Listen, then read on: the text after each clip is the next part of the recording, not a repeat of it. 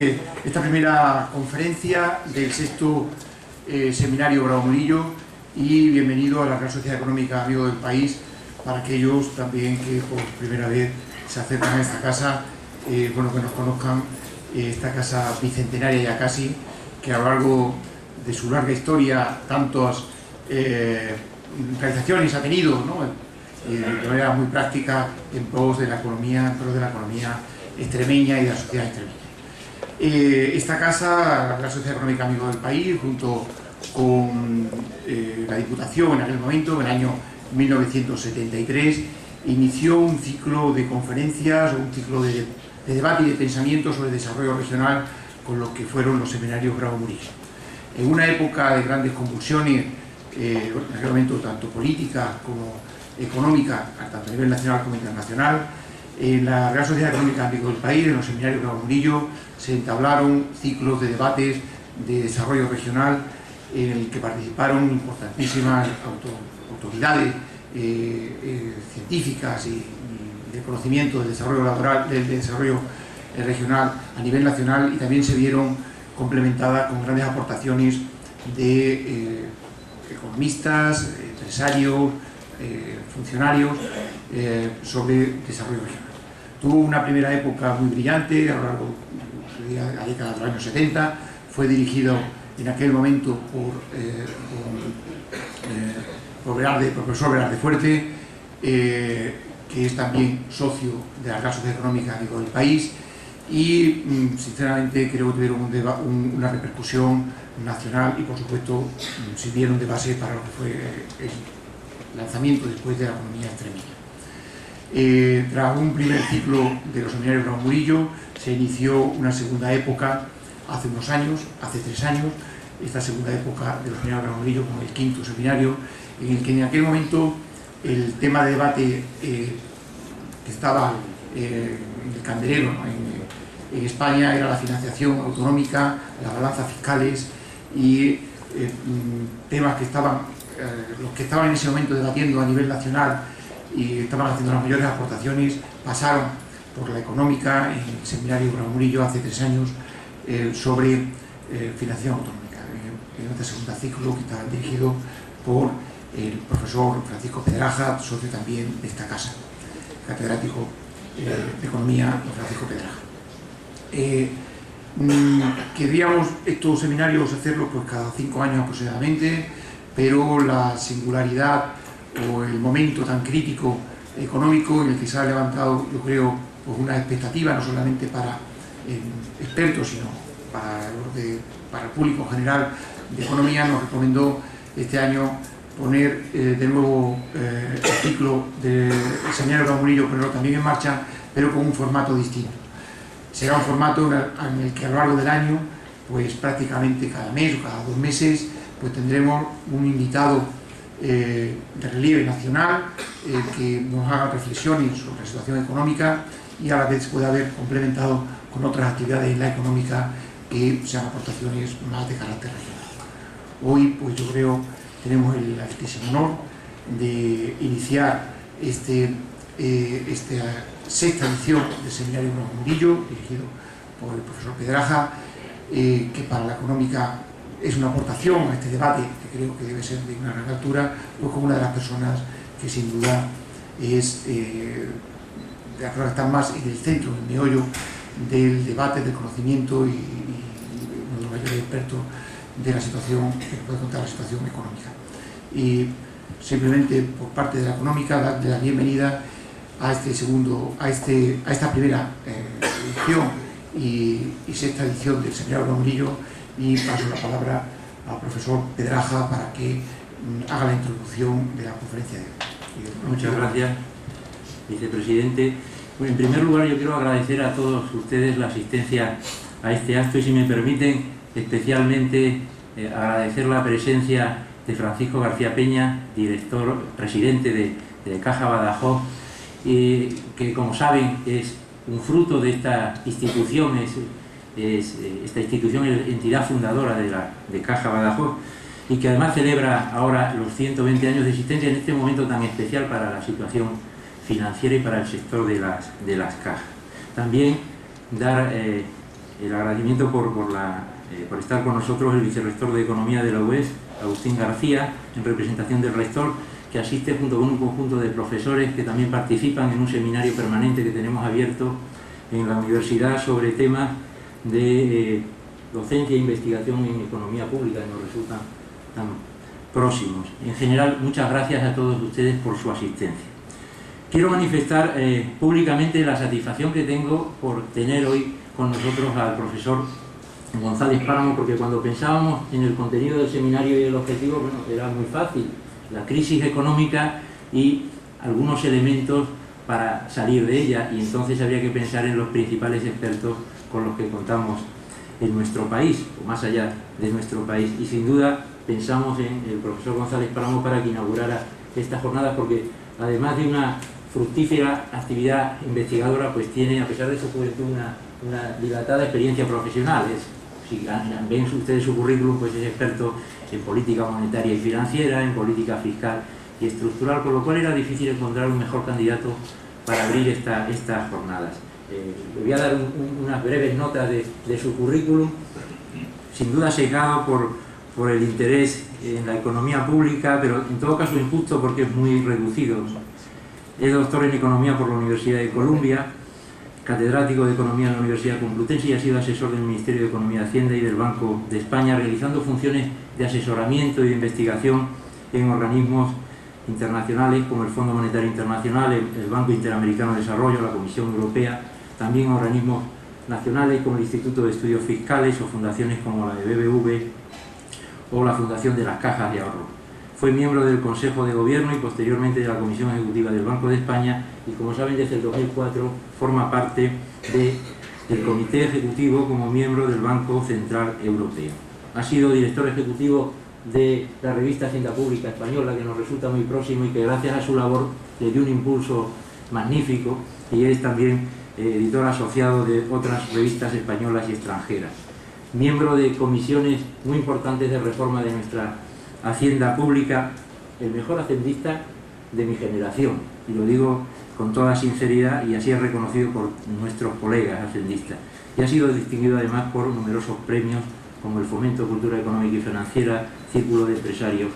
Es académico, entre otras cosas, de número de la Academia Europea de Ciencias y Artes. Como ven, no falto a la verdad cuando afirmaba lo que dije inicialmente.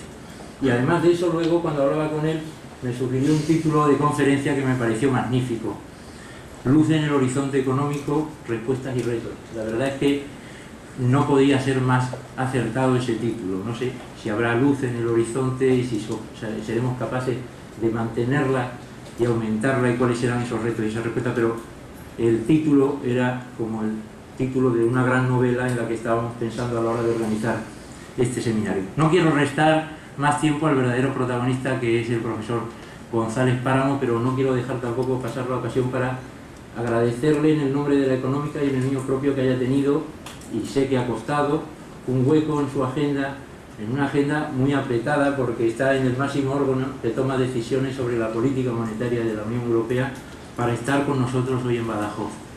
Muchas gracias, José Manuel. Muchísimas gracias por estas palabras tan cariñosas y yo creo que superlativas de presentación. Ante todo, gracias por esta oportunidad, presidente Pedraja y vicepresidente García Salas, por darme esta ocasión de al menos expresarles algunos de mis puntos de vista sobre la situación económica tan singular que vivimos hoy, poderlo hacer en una sociedad de amigos del país que en cierto modo solaza, porque yo creo que los retos que tenemos por delante hoy día tienen mucho que ver con ese ideario ilustrado. Le comentaba al culpable máximo de mi presencia aquí, que es Francisco Pedraja, catedrático, culpabilidad que ha aceptado gozoso endosarle, que hay una cierta contradicción entre la figura de Bravo Murillo y la sociedad económica o las sociedades de amigos del país. No sé historia de esta sociedad, pero intuyo que Bravo Murillo no era miembro. Y creo que no intuyo mal. Pero Bravo Murillo es muy importante para los hacendistas y desde el ideario que profesaba hizo una reforma que duró y que todos recordamos y que marca un antes y un después. Así que tiene sentido también por lo que significa de aunar fuerzas aunque los credos sean diferentes. Así que gracias por esta ocasión y sin más voy a pasar voy a levantarme, que yo creo que es mejor manejar las transparencias de pie. En algunos casos iré bastante rápido, porque yo creo que tengo exceso de material como para fijar las ideas que quiero fijar y tratar de dar una respuesta al interrogante que abre la presentación. Luz en el horizonte económico. Se está hablando en estos términos últimamente. Brotes verdes, hemos tocado el fondo, luz en el horizonte, luz al final del túnel. Yo creo que esto es quizás trivializar mucho la situación actual y yo trataría de, al menos expresar cuál es el punto de vista que yo tengo respecto de este interrogante. ¿Qué es lo que hace falta para que efectivamente lo que hoy vemos, que por suerte es mucho mejor de lo que veíamos hace tan solo un año, hace solamente 13 meses que ocurrió la catástrofe de Lehman Brothers y desde entonces cambió el decorado que tenemos detrás. Hoy vemos el futuro de manera diferente, pero no está muy claro cómo de diferente y trataré de al menos defender la idea de que depende mucho de nosotros, de lo que nosotros decidamos hacer. Así que, bueno, por empezar, yo creo que hace falta recordar muy poco las dos fases en las que se puede dividir lo que ocurre desde septiembre de 2007 y el momento actual.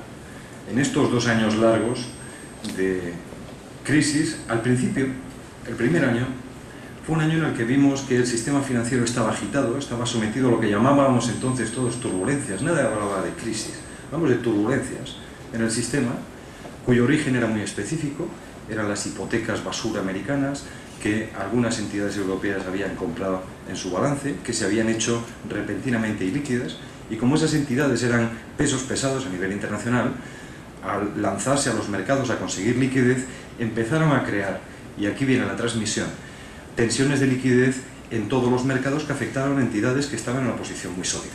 Eran turbulencias y durante esta etapa tan solo actuaron los bancos centrales. Los gobiernos todavía no habían hecho políticas fiscales súper expansivas, ni se habían ideado programas para recapitalizar entidades, no se hablaba de crisis de solvencia en aquellos momentos.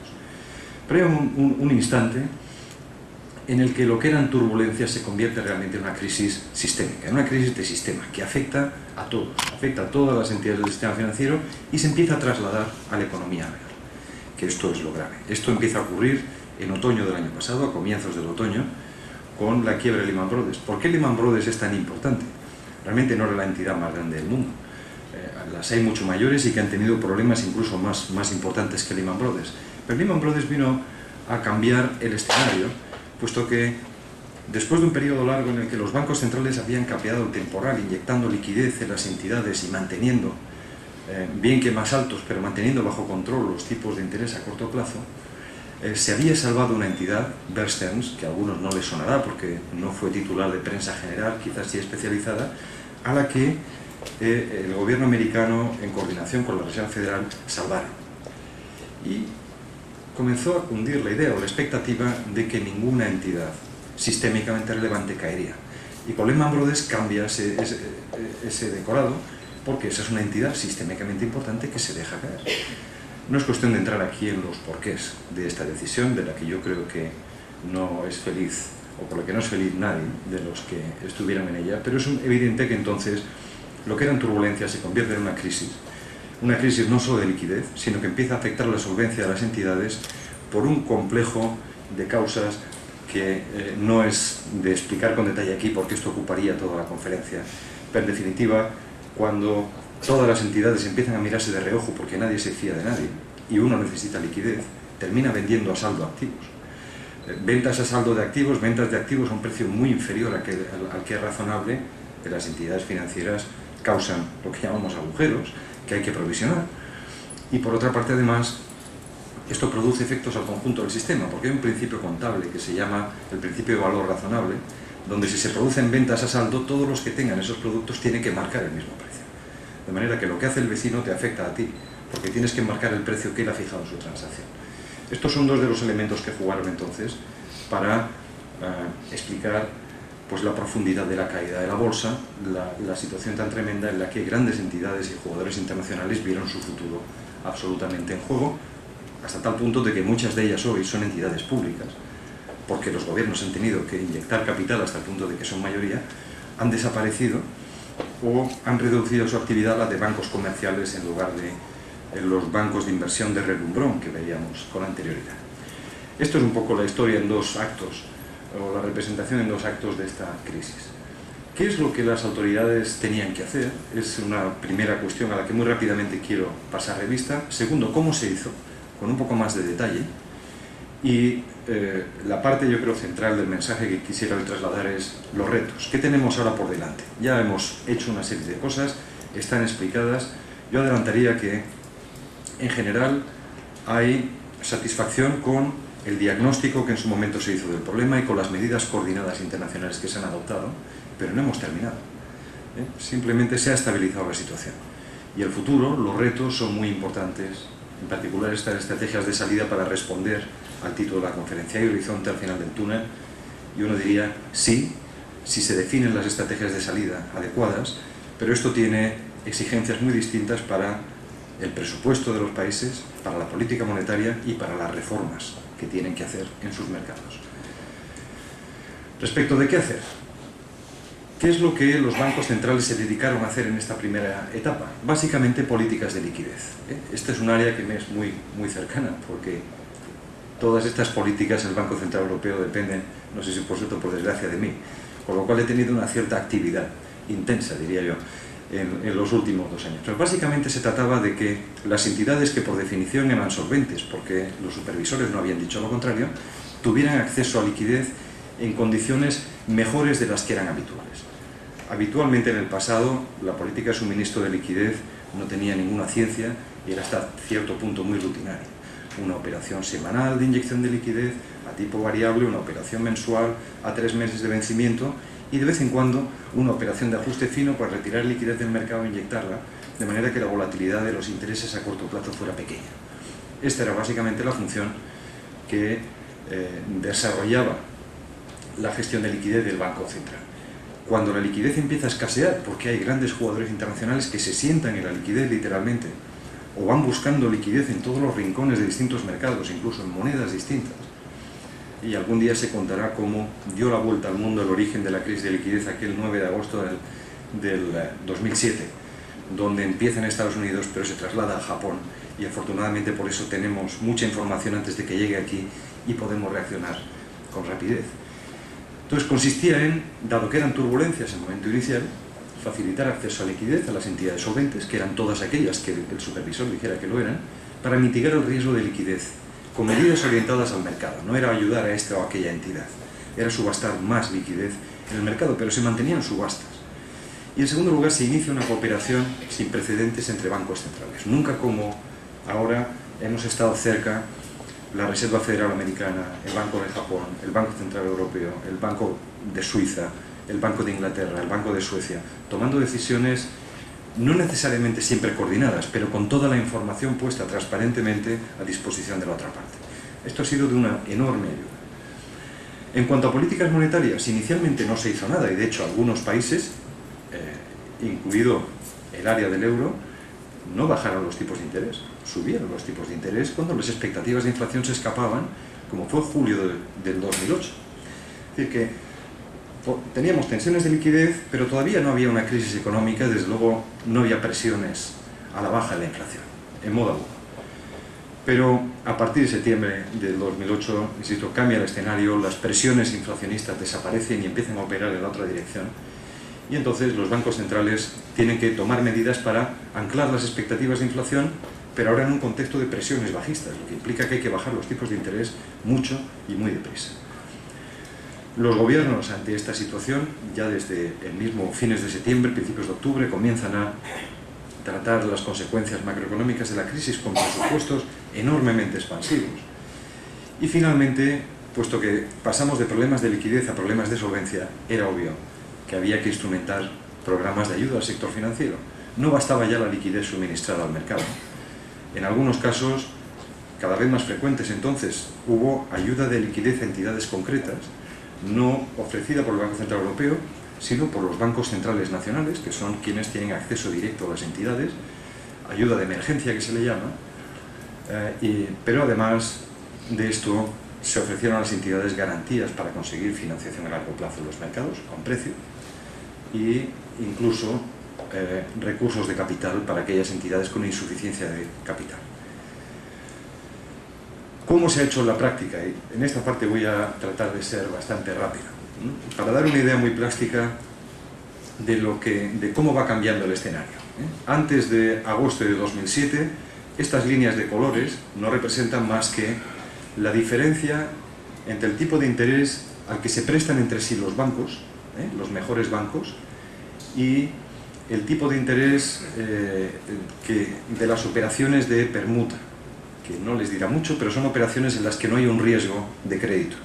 La diferencia entre estos dos tipos de interés es muy interesante porque refleja el riesgo de crédito.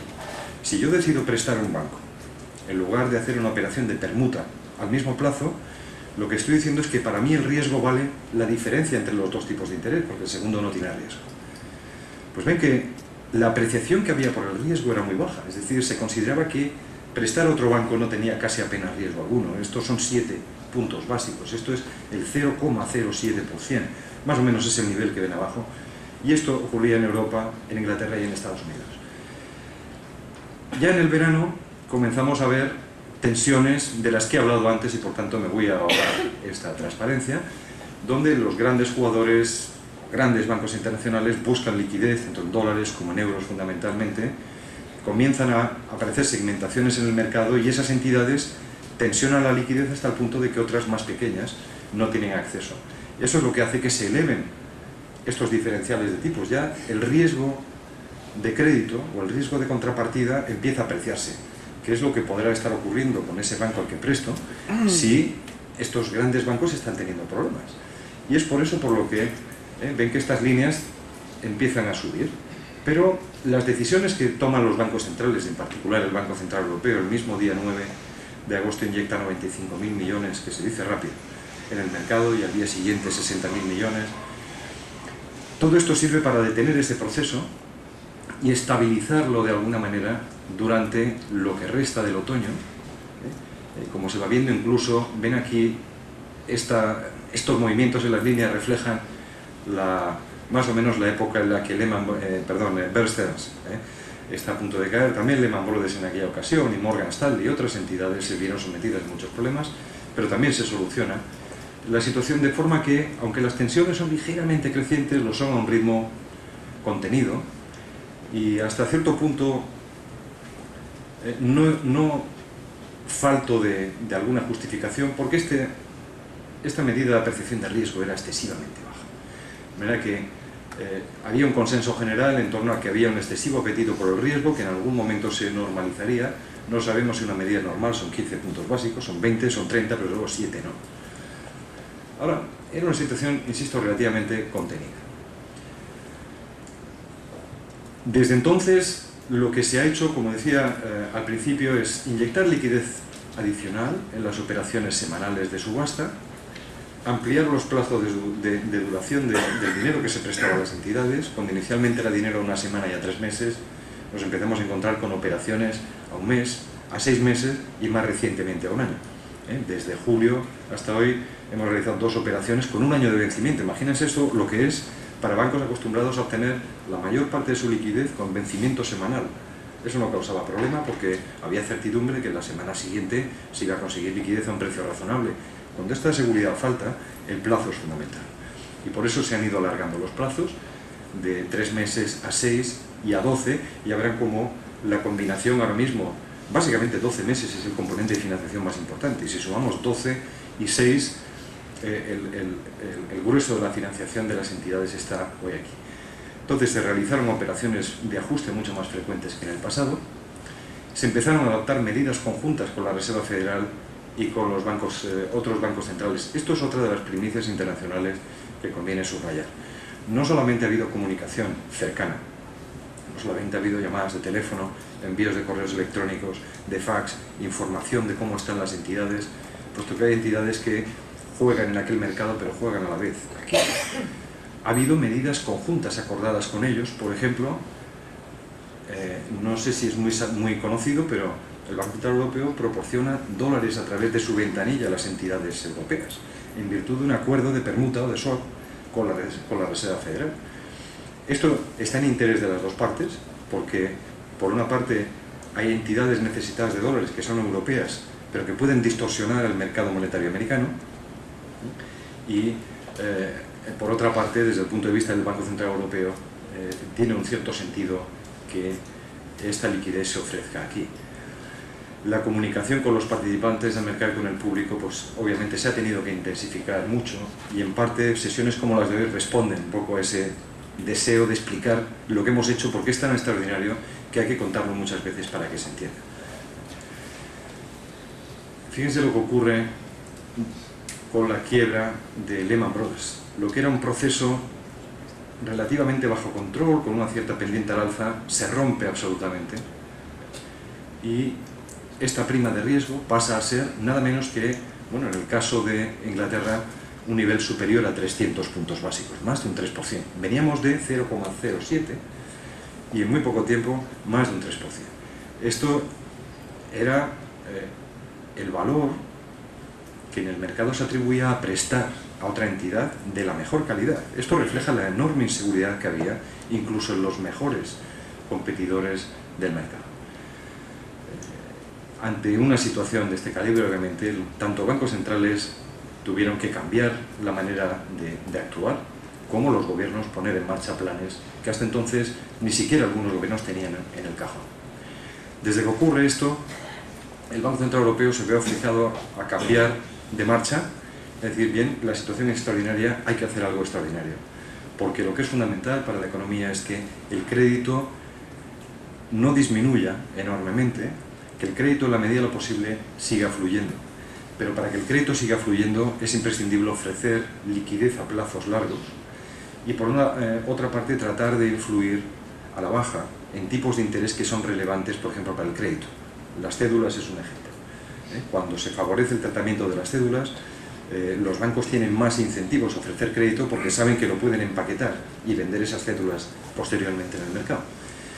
Entonces, desde entonces empezó a subastar, por llamarlo de alguna manera, porque hablar de subasta a tipo fijo con adjudicación plena es como decir autoservicio, ¿no? Se ha abierto una ventanilla autoservicio donde usted dice, ¿cuánto necesita? 100. 100. Contra colateral adecuado, claro, porque siempre se tiene que proteger el interés o el patrimonio que al final es de todos los europeos. Pero en definitiva esto era un cambio, porque antes se subastaba la liquidez y uno decía, yo quiero 3.000 millones al 4,2 o 2.000 millones al 4,5, ibas a una subasta y conseguías o no conseguías el volumen por el que pujabas. Cuando hay incertidumbre sobre liquidez hay que relajar esa restricción de manera temporal. Se expandió la lista de activos que se exigía como garantía, es decir, se dio más facilidad para ofrecer papel de una calidad ligeramente inferior para obtener financiación, se ampliaron los plazos de vencimiento, esto ya lo he comentado, se intensificó la cooperación con otros bancos centrales y quizás la novedad que supone una salida más clara del marco tradicional de intervención del Banco Central Europeo fue el programa de compra de bonos cubiertos, se le llama bonos cubiertos en general, en la terminología internacional es lo que nosotros llamamos cédulas, ¿no? Las cédulas hipotecarias que son tan populares en el sistema financiero español son activos que el eurosistema y el Banco Central Europeo como componente del eurosistema está comprando en firme desde antes del verano. En la actualidad la cartera de cédulas que tiene ya el banco en firme compradas se acerca a 20.000 millones. Cédulas, por supuesto, emitidas en todos los países de Europa, donde se compran tanto en el mercado primario como en el secundario. Este es un programa que nosotros al día de hoy valoramos muy positivamente porque ha conseguido mover a la baja de una manera clarísima tanto los niveles de los tipos de interés como los diferenciales de interés. Ese mercado realmente ha revivido en buena medida como parte de este programa que está programado para que venza en junio del año que viene, cuando el total en cartera sean 60.000 millones, es decir, 2 veces más de lo que se ha hecho hasta ahora. En este gráfico no refleja más que la composición de la liquidez que se ofrecía a las entidades. Fíjese, por ejemplo, yo creo que es ilustrativo, el nivel de liquidez que se les daba a los bancos en el área del euro era más o menos un volumen de en torno a 450.000 millones de manera permanente, entre operaciones a una semana y operaciones a 3 meses. Y esto se mantiene además durante todo el primer año, por eso decía normalidad. Se suministra liquidez más al principio del periodo de mantenimiento, menos al final.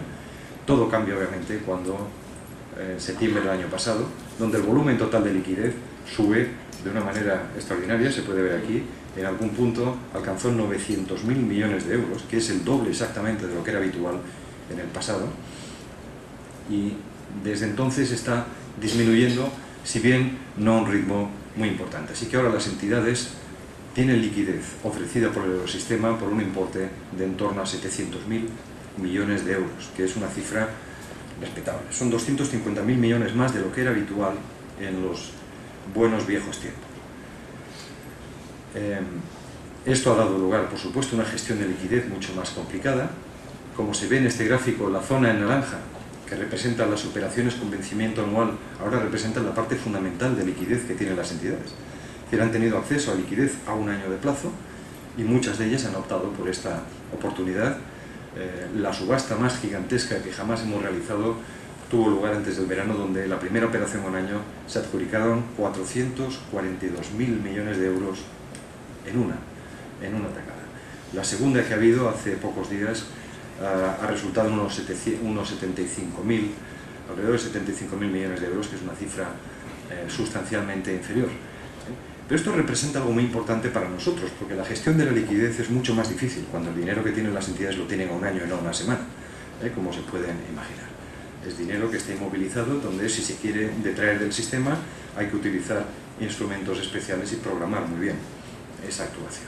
Pero de momento no ha llegado el instante de plantearse esa salida. Este gráfico representa las operaciones en dólares del Eurosistema, estos que ofrecemos por la ventanilla del Banco Central Europeo, que como se ve alcanzaron situaciones de máximos en torno a finales del año pasado, principios de este, y no son volúmenes pequeños como se ve aquí. 280.000 millones de dólares han llegado a estar vivos en las subastas. Desde entonces los mercados de permutas de divisas se han normalizado mucho y, como se ve, la demanda de dólares se ha reducido hasta niveles por debajo de 40.000 millones, lo cual es un indicador muy bueno de que hay una cierta normalización en los mercados internacionales, sin que esto permita ser complaciente ni mucho menos. Como consecuencia de esta política de apoyo reforzado al crédito, liquidez a muchos plazos, sin límite de volumen, compra de cédulas, activos de menor calidad aceptados en las operaciones, más el suministro de dólares, pues no es de extrañar, dada la magnitud y las cifras que les he dado, que algunos estarán buscando el número de ceros todavía, porque es realmente impresionante.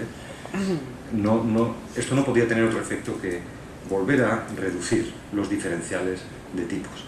Ya ahora, cuando un banco se plantea prestar a otro en el interbancario, ya sabe que ese banco tiene acceso a financiación ilimitada de liquidez, es decir, que podrá eventualmente devolver la semana que viene, porque puede conseguir ese dinero.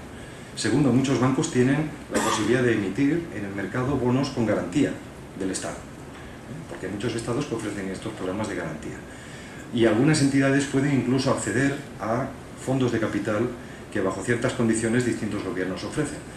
Esto es lo que ha hecho retornar la confianza en un grado significativo, aunque no comparable a la situación que teníamos antes del verano de 2007, pero fíjense, estas líneas, en particular pues para el área del euro, esto ha seguido incluso bajando. Estamos ahora como en torno a 50 puntos básicos cuando llegamos a acercarnos a 250 no hace tanto tiempo.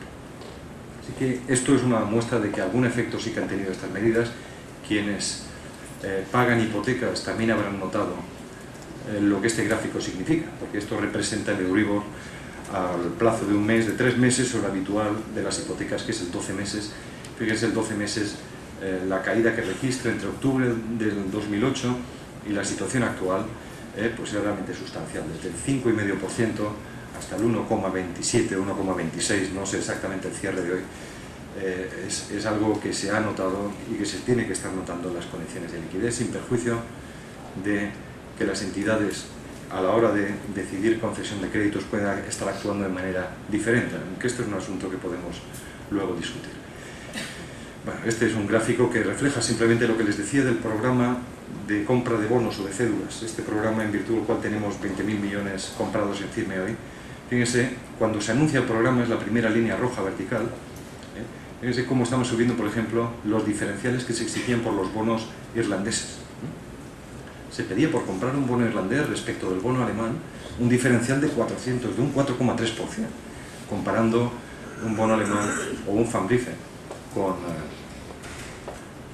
un bono irlandés. En España la situación era algo mejor, pero no tanto, porque 250 puntos básicos era absolutamente desmedido.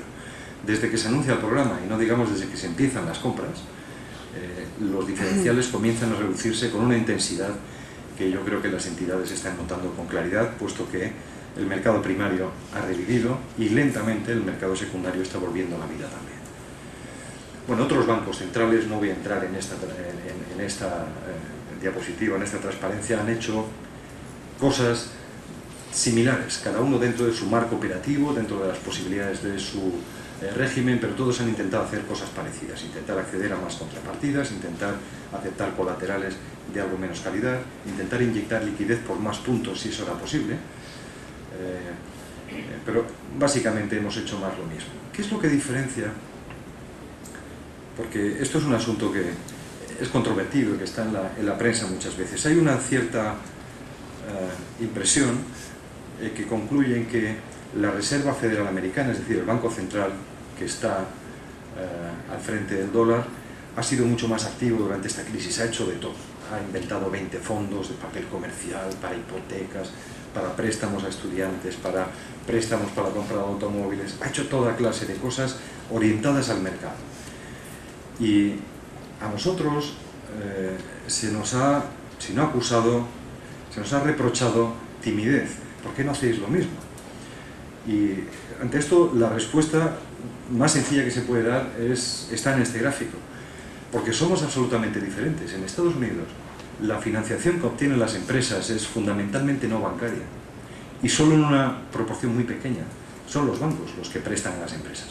Muchas empresas emiten, o hay sociedades de financiación que no son bancos, pero en Europa la financiación de las empresas es fundamentalmente bancaria, lo que requiere que todo el esfuerzo lo hayamos concentrado en el sector bancario, en estabilizar el sector bancario, en tratar de revivir el sector bancario, en el que las presiones de liquidez y el riesgo de liquidez del sector bancario estuviera al mínimo nivel posible para que los bancos, en lugar de mirarse a sí mismos y a sus propias heridas causadas por la crisis, comenzaran a recordar, cosa que hacemos de manera reiterada, que la función social del sistema financiero es canalizar los recursos del ahorro a la inversión. Y eso quiere decir prestar, obviamente, cuando hay una demanda solvente. Esto no es discutible. Entonces, todas nuestras medidas han dirigido fundamentalmente al sector bancario. Incluso el programa de compra de cédulas es un apoyo indirecto al sector bancario, porque las cédulas no son más que créditos o préstamos empaquetados en títulos que se venden en el mercado. Bueno, les decía, la política monetaria no actuó antes de otoño del año pasado, porque no era una crisis lo que teníamos delante, eran turbulencias, pero obviamente desde octubre la cosa cambia, y fíjense la velocidad con la que los tipos de interés han descendido. Desde el 4,25% a un tipo que es nominal del 1%, pero que en el mercado monetario está a niveles sustancialmente más bajos. Hoy, por ejemplo, era el 0,34% al cierre.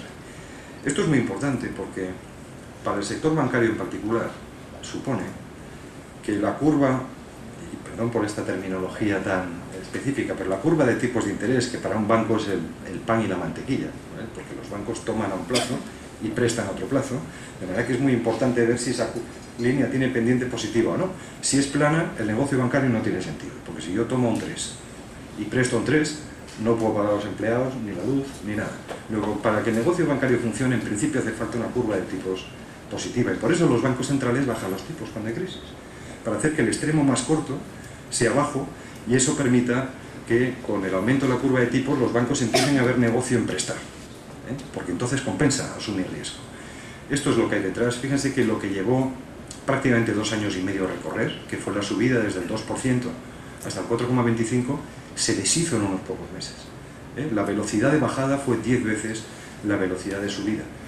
Esto es importante tenerlo en cuenta cuando uno escucha la Reserva Federal es más agresiva que los europeos, que somos más acomodaticios. Yo creo que este gráfico debería hacer pues totalmente irrelevante el intento de responder con elementos de convicción. Habla por sí sola. Y lo que es más interesante es que, pese a que nuestros tipos de interés oficiales son del 1%, que es el tipo central, y en Estados Unidos están entre el 0 y el 0,25, estos no son realmente los tipos de interés relevantes para la gente. Ninguno de nosotros vamos al banco y conseguimos un préstamo al 0,25. Este es el dinero al que las entidades pueden conseguir fondos de la Reserva Federal en sus operaciones de financiación. Pero lo que a nosotros nos importa es, por ejemplo, cuál es el tipo de interés a un año. Y fíjense que el tipo de interés a un año, pese a que a corto plazo es más bajo, a un año es menor que en Estados Unidos. Es decir, que con un tipo de interés del 1% frente al 0,025 conseguimos, gracias a la combinación de las medidas que antes se habla, de liquidez a plazos más largos, en más abundancia, compra de cédulas, etcétera, que los tipos de interés relevantes, tanto para los créditos como para las entidades financieras, sean más bajos que los Estados Unidos. Y esto es algo en lo que hay que insistir. Los tipos bancarios a largo plazo son prácticamente indistinguibles en tamaño, son muy similares. Y eso sí, la prima de crédito que se exige a las compañías que están en el límite de grado de inversión, las que son triple B según las agencias, tienen que pagar un diferencial algo mayor aquí. Es decir, que hay la noción en el mercado de que las compañías que están en el límite del grado de inversión están peor en Europa que en Estados Unidos, quizás pensando en que, como depende mucho de la financiación bancaria, esto puede condicionar sus programas de inversión. Bueno, sobre esto hemos hablado. Como se ve aquí, casi todos los bancos centrales han hecho lo mismo en reacción a la crisis, que es bajar mucho los tipos.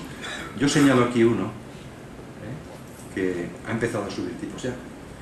Y no estoy diciendo que nadie vaya a subir tipos en ningún momento cercano en el tiempo. Pero cuando uno está oyendo hablar de estrategias de salida, esto no es retórica. Por ejemplo, en Australia. En Australia han empezado a salir ya. En Israel han empezado a salir ya. Es cierto que son dos países más o menos importantes, no son los principales jugadores del mundo, pero ya están viendo razones suficientes para salir. En políticas fiscales los gobiernos han hecho, yo creo que esto es mucho más cercano a todos, así que no voy a detenerme mucho aquí. Los gobiernos han, por decirlo en lenguaje coloquial, han tirado la casa por la ventana. Desde otoño del año pasado, de una manera más o menos coordinada, en Europa muy coordinada por la Comisión, pero también por el Consejo de Jefes de Estado y de Gobierno. Y no sé si tienen algunos en la memoria la reunión de urgencia que hubo, pues casi hace un año exacto, fue el 12 de octubre del año pasado, en París, convocada por Sarkozy a nivel de jefes de Estado y de Gobierno, justamente para decir qué hacemos después de lo que hemos visto con Lehman y las semanas posteriores. Y allí se acordaron una serie de medidas coordinadas que consistían en dejar actuar los estabilizadores automáticos, hay que impulsar, hay que gastar algo más, con criterios de oportunidad, hay que hacerlo rápido, orientando el gasto a objetivos concretos relacionados con la productividad, lo cual se ha hecho de distintas formas aquí y allí, y avisando muy claro al público de que estas medidas son necesariamente temporales, porque no son sostenibles. Un impulso fiscal del 5% del Producto Interior Bruto en un año, en 2 años, que en algunos países ha sido muchísimo más. Pensemos, por ejemplo, que España ha pasado un superávit del 2% a un probable déficit cercano al 10% en 2 años. Estos son 6 puntos al año, no 5 puntos en 2 años. Hay algunos países que han ido en esto más lejos. Y esto obviamente pues tiene implicaciones institucionales de tipo muy variado que no comentaré. Se ve muy claramente cómo ha aumentado para el conjunto del área del euro el déficit, en algunos países con más intensidad, como por ejemplo es el caso de España o el caso de Irlanda. Fíjense, el déficit irlandés previsto para el año que viene, el 15,6% del PIB. Y se ve como los niveles de deuda pública, que esto es un elemento muy importante de cara al futuro, están creciendo también. Muy importante no olvidarse la deuda pública, porque aparte que es la factura que dejamos a nuestros hijos, que esto desde un punto de vista de equidad intergeneracional debería suscitar al menos reflexión, la exposición a la deuda pública es una medida del riesgo que un presupuesto tiene, porque si tenemos que dedicar una parte muy grande de nuestros ingresos a pagar intereses de la deuda, eso es dinero que no va a carreteras, a sanidad o a pensiones. De manera que hay países, por ejemplo Italia, que desde hace algunos años no se pueden permitir alegrías, ni se han permitido se han permitido muy pocas ahora con la crisis porque no tenían margen, porque habían consumido todo el margen posible con una deuda pública del 105 o 106% del PIB que tenía el año pasado, que será el 113 este año. Por suerte aquí España entraba muy ligera de deuda pública al comienzo de la crisis, pero como se ve, el aumento es muy rápido, 20 y tantos puntos del Producto Interior Bruto en solo 2 años. Bueno, esto tiene unas implicaciones importantes de cara al futuro. Este gráfico, permítanme no explicarlo, pero sí decir algo conectado con la reflexión que acabo de hacer. Lo importante que es la deuda pública como indicador del riesgo que corre el presupuesto de un país. Fíjense que hay en Europa un país que los mercados consideran que es el más seguro, que es el país que ninguna eventualidad podría fallar en sus compromisos, y este es Alemania. Alemania suele ser el referente de los mercados. Entonces todo se mide en relación a Alemania.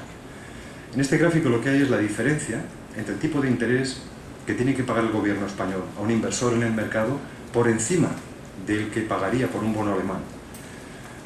Y está el cálculo hecho para España, para Irlanda, Italia, Portugal. Se ve que hay diferencias. Estamos en un mercado único. Usamos la misma moneda. Compartimos el pacto de estabilidad y crecimiento. Muchas políticas comunes, pero el mercado distingue muy bien entre Irlanda y Francia.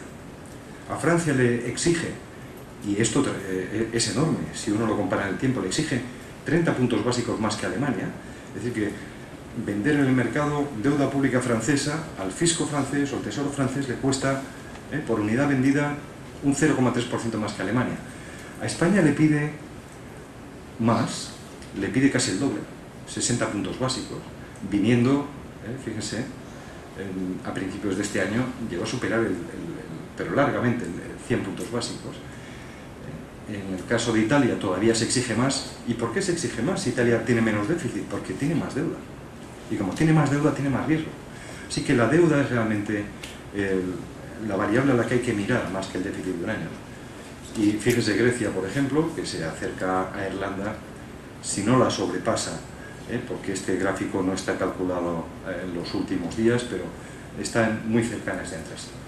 Que es muy importante no perder de vista lo que significa mucha deuda pública o la alegría presupuestaria a corto plazo, que puede estar justificada por razones extraordinarias, tiene una exigencia a medio plazo, y es que hay que deshacer toda aquella posición, salvo encontrarse uno en una situación que podríamos llamar italiana, para entendernos, que es hipotecadas las posibilidades de actuar por décadas.